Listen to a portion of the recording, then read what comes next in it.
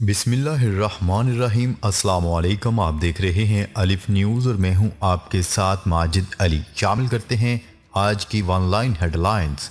रूस ने यूरोप को तेल की सप्लाई बंद करने की धमकी दे दी।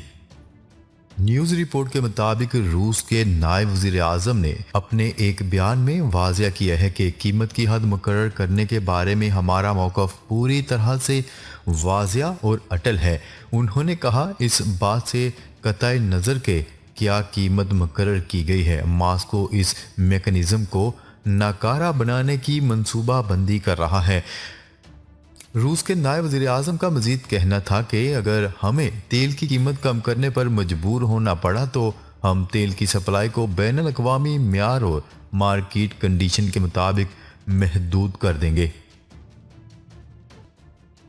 इसराइल के सदर इसहाक हर्जोग बहरीन का दौरा मुकम्मल करके मुत्तहिदा अरब अमारात पहुंच गए।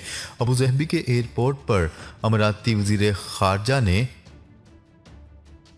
इनका इस्तकबाल किया। मेहमान सदर ने मुत्तहिदा अरब अमारात के सदर शेख मोहम्मद बिन जैद अल नहयान से भी मुलाकात की। सदर इसहाक हर्जोग अबू ज़हबी खलाई मुबाहिसा में भी शिरकत की और शुरा से खिताब किया। वो 2 रोज़ा दौरे पर मुत्तहिदा अरब अमारात पहुंचे हैं। रवां साल के आगाज़ पर इसराइली सदर दुबई एक्सपो 2020 में भी शिरकत कर चुके हैं। यूक्रेन का रूसी एयरबेस पर हमला, 2 बमबार तैयारे तबाह। यूक्रेन ने रूस की 2 एयरबेसेस पर हमले करके 2 बमबार तैयारे तबाह कर दिए। तैयारे जोहरी हथियार ले जाने की सलाहियत रखते थे। गैर मुल्की मीडिया की रिपोर्ट के मुताबिक हमलों में 3 अफराद हलाक और 6 जख्मी हुए।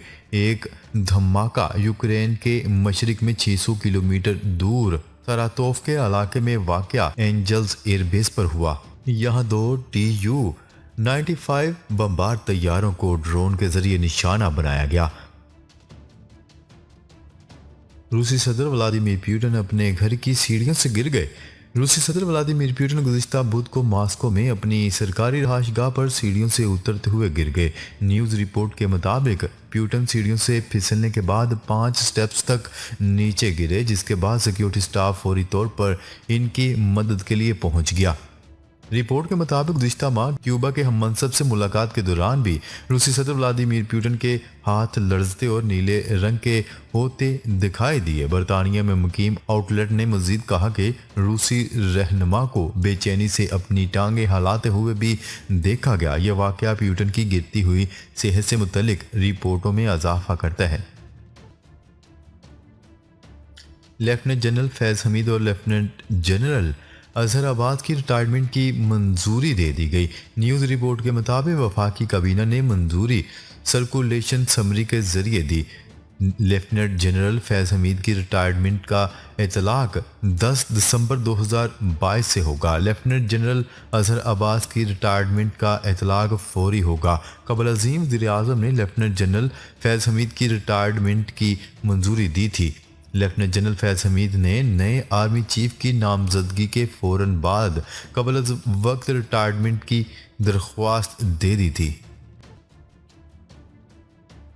पाकिस्तानी रुपए के मुकाबले में अमेरिकी डॉलर की ऊंची उड़ान का सिलसिला जारी। इंटरबैंक में कारोबार के इख्तिताम पर डॉलर का भाव आज 223 रुपये 91 पैसे रहा। इंटरबैंक में आज डॉलर 22 पैसे महंगा हुआ। जुमे को डॉलर 223 रुपये 69 पैसे पर बंद हुआ था। ओपन मार्केट में डॉलर का भाव 231 रुपये 50 पैसे बरकरार है।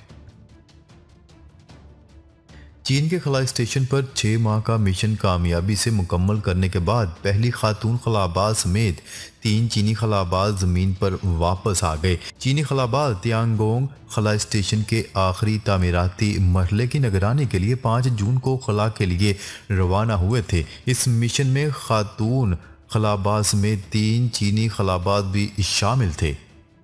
चीनी खलाबाज गुज़िश्ता रोज़ चीन के खुद मुख्तार इलाके अंदरूनी मंगोलिया में शेंजो 14 खलाई जहाज से ज़मीन पर उतरे। अफगान तालिबान का कहना है कि काबुल में पाकिस्तानी नाज़मुल अमूर पर कातलाना हमले में गैर मुल्की हाथ मुलव्वस है। अफगान तालिबान के तर्जमान और अमारात इस्लामिया अफगानिस्तान के नायब वज़ीर इत्तलात और इल्म सकाफत ज़बीउल्लाह मुजाहिद ने ट्वीट करते हुए बताया कि हमले में मुलव्वस एक शख्स को गिरफ्तार किया गया है जिसका ताल्लुक दाइश से है। तोशाखाना रेफरेंस में नाअहली पर इलेक्शन कमीशन ऑफ पाकिस्तान ने इमरान खान को पीटीआई की चेयरमैनशिप से हटाने के लिए कार्रवाई शुरू कर दी। न्यूज़ रिपोर्ट के मुताबिक पीटीआई चेयरमैन इमरान खान की तोशाखाना रेफरेंस में नाअहली के बाद अब इलेक्शन कमीशन ऑफ पाकिस्तान फाल हो गया और इसने इमरान खान को तहरीक इंसाफ की चेयरमैनशिप से हटाने के लिए कार्रवाई का आगाज़ कर दिया। इलेक्शन कमीशन ने इमरान खान को पार्टी की सरबराही से हटाने के लिए नोटिस जारी कर दिया और बरतरफी का ये केस 13 दिसंबर को समाअत के लिए मुकर्रर कर दिया गया है। रूस पाकिस्तान को रायती कीमत पर पेट्रोल और डीजल फराहम करेगा। वज़ीर मुमलिकत बराए पेट्रोलियम मुसद्दिक मलिक का कहना है कि रूस पाकिस्तान को खाम तेल रायती कीमत पर फराहम करेगा। मुसद्दिक मलिक ने प्रेस कॉन्फ्रेंस में बात करते हुए कहा कि रूस के साथ मुज़ाकरात बड़े मस्बत रहे। रूस का दौरा हमारी तवक्का से भी ज़्यादा बेहतर रहा। रूस से मुआहदे हो गए हैं। रूस हमें खाम तेल रायती निरखों पर फराहम करेगा। हमें रिफाइनरी प्रोडक्ट्स पेट्रोल और डीजल पर डिस्काउंट मिलेगा। इंडोनेशिया में गैर शादीशुदा जोड़ों के एक साथ रहने और गैर अज़दवाजी ताल्लुकात कायम करने पर 1 साल की कैद की सज़ा का कानून मुतारफ़ करवाया जा रहा है। आलमी खबरसां इदारे की रिपोर्ट के मुताबिक इंडोनेशिया में इस कानून के अनफाज पर गौर किया जा रहा है, जिसकी अव्वलीन कोशिश 2019 में पुरतशद्दुद अवामी एहतजाज के बायस नाकाम हो गई थी। ताहम इस बार हुकूमत का दावा है कि कानून में कुछ नरमी की गई है। गजा में इजरायली फौज के लड़ाका तैयारों ने बमबारी की जिसमें एक इमारत मुकम्मल तौर पर तबाह हो गई और मुतअद्दिद अफराद के ज़ख्मी होने की भी इतलात हैं। आलमी खबरसां इदारे की रिपोर्ट के मुताबिक इजरायली फ़ौज ने दावा किया है कि इनके जंगी तैयारों ने मगरबी किनारे में हमास के ठिकानों पर बमबारी की जिसमें एक असला डिपो और एक खुफिया टनल को तबाह कर दिया गया। इजरायली फ़ौज ने इल्ज़ाम आयद किया था कि इस ज़ेर ज़मीन खुफिया टनल के ज़रिए हमास के कारकुनान गजा से इजरायली सरजमीन में दाखिल होते थे। सऊदी अरब के शहर न्योम में पहली भारतीय फिल्म डंकी की शूटिंग मुकम्मल। सऊदी अरब के शहर न्योम में पहली भारतीय फिल्म डंकी की शूटिंग मुकम्मल हो गई है जिसमें मुमताज़ बॉलीवुड अदाकार शाहरुख खान ने काम किया। मुमताज़ अंग्रेज़ी अखबार अरब न्यूज़ के मुताबिक डंकी की शूटिंग मुकम्मल होने का ऐलान जद्दा में जारी रेड सी फेस्टिवल में किया गया।